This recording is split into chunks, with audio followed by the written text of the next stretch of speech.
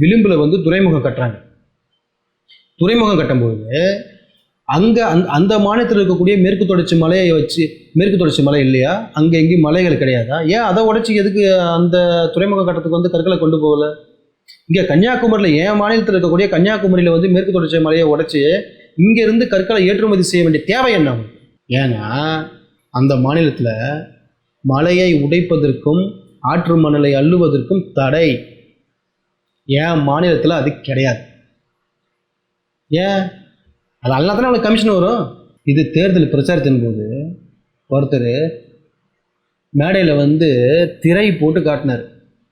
பாடுறா, அந்த தண்ணியை பாடுறா, நுர நுறையா வருது, பாடுறா, நம்ம ஆற்று மணலை எப்படி கொள்ளடிக்கிறானுங்க பாடுறா, மலையை எப்படி உடைக்கிறானுங்க பாடுறா. தண்ணீர் இல்லை, தண்ணீரை வந்து சேமிக்க முடியும். ஆறை தூர்வாரி, ஊரணியை தூர்வாரி அப்படின்னு தண்ணீரை வந்து சேமிக்க முடியும். மரங்கள் இல்லை, 10 வருஷத்தில் வந்து மரத்தை வந்து வச்சு வளர்க்க முடியும். மணலையும் மலையையும் எப்படி நீங்கள் உருவாக்குவீங்க? ஆற்று மணலை அள்ளி விற்கிறீங்க. மலைகளை வந்து உடச்சி எம்சாண்டுன்னு சொல்லி அதையும் வந்து வேற ஒரு மாநிலத்துக்கு விற்கிறீங்க. இந்த மலையை எப்படி நீங்கள் உருவாக்குவீங்க? ஒரு அங்குலம் மணல் உருவாவதற்கு 100 ஆண்டுகள் ஆகும் அப்படின்னு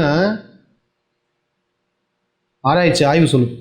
நீங்கள் மலையை வந்து சாதாரணமாக உடைக்கிறீங்க. மலையும் மணல்ன்றது வந்து இயற்கையோட கொடை, இயற்கையோட பெருங்கொடை.